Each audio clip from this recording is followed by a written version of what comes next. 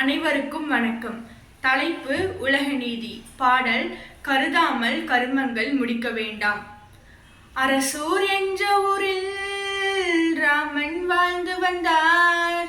அவரும் ஏழ்மையிலே மிகவும் கஷ்டப்பட்டார். காட்டில் சென்று விறகு வெட்டி வாழ்ந்து வந்தாராம். ஆனால் உடல் நலத்திலே சுகமாயிருந்து வந்தாராம்.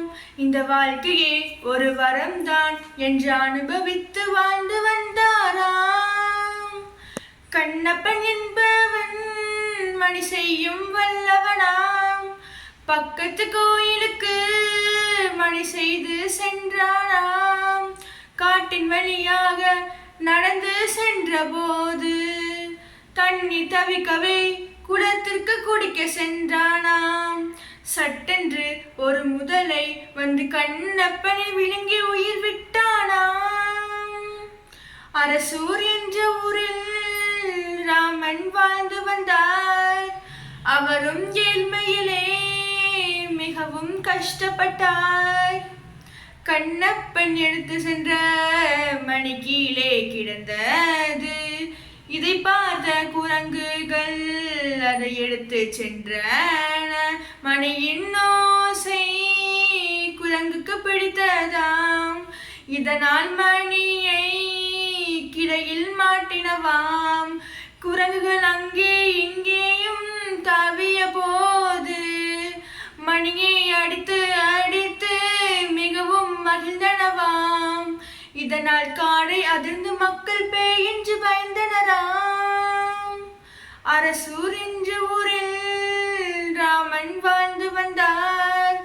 அவரும் ஏழ்மையிலே மிகவும் கஷ்டப்பட்டார்.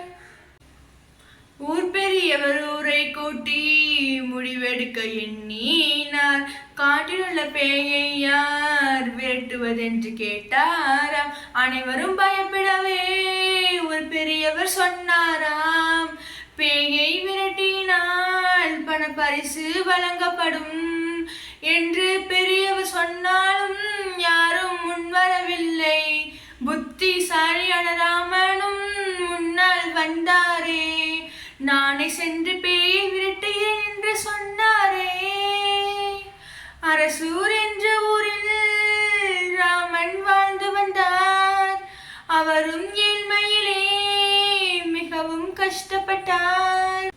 ராமனும் பசியை தீர்க்க கடலை பழங்களை எடுத்துக்கொண்டு காட்டிற்கு புறப்பட்டு விட்டாராம். மணியோசை வரும் திசையை அறிந்து கொண்டாராம். அந்த வழியாக காட்டினுள்ளே சென்றாராம். அங்கே குரங்குகள் தாவி தாவி மணியை அடித்தன. இதையும் பார்த்த ராமனும் யோசனை செய்தாரே. பெண் குரங்குக்கு தெரியாமல் கடலை பழத்தை இறைத்து விட்டாரே. அரசூர் என்ற ஊரில் ராமன் வாழ்ந்து வந்தார். அவரும் ஏழ்மையிலே மிகவும் கஷ்டப்பட்டார். குரங்குகளும் ஆர்வமாக கீழே இறங்கி சாப்பிட்டன. இந்நிலையை பயன்படுத்தி ராமனும் தெரியாமல் மரத்தின் மீதேறி மணியை கலட்டினாராம். அருகில் ஓடிய ஆற்றில் போட்டாராம். குரங்குகளுக்கு தெரியாமல் ஊருக்கு வந்தாராம். பேயை விரட்டி விட்டேன் என்று ஊரில் சொன்னாராம். அன்று இரவு எந்த சத்தமும் கேட்கவில்லையாம். அரசூர் என்ற ஊரில் ராமன் வாழ்ந்து வந்தார்.